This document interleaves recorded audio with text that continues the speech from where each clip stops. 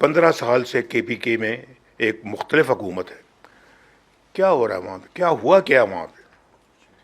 ابھی بھی کیا ہو رہا ہے وہاں پہ؟ کوئی وہاں کا آدمی جو ہے، یہ وہاں کا رہنے والا، کوئی سکھ کا سانس لے رہا ہے وہاں پہ؟ کوئی کسی کو اپنا توقعات کے مطابق زندگی بسر کرنے کا موقع مل رہا ہے وہاں پہ؟ جواب جو ہے نا، وہ آپ مجھ سے بہتر جانتے ہیں، بہت بہتر جانتے ہیں.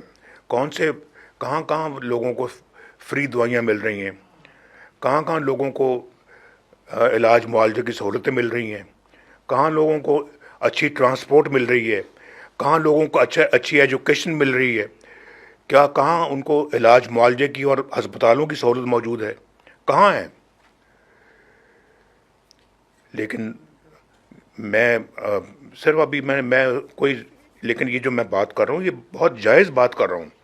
میں تنقید کی نظر سے نہیں کر رہا یہ بات، لیکن میں یہ بات کرنے میں مجبور ہوں میں، کہ جب یہ چیزیں نظر نہیں آتی تو دل تو کرتا ہے کہ پھر پوچھا جائے کہ کیوں ایسا نہیں ہو رہا. تو میں گلگت بلتستان سے یہ کہوں گا کہ آپ مہربانی کر کے آپ پیچھے نہ رہیں.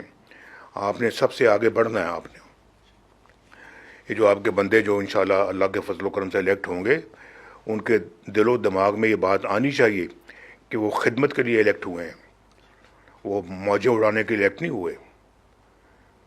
یہ آپ وہاں کے صدر ہیں، سب سے زیادہ ادراک تو آپ کو ہونا چاہیے اس بات کا.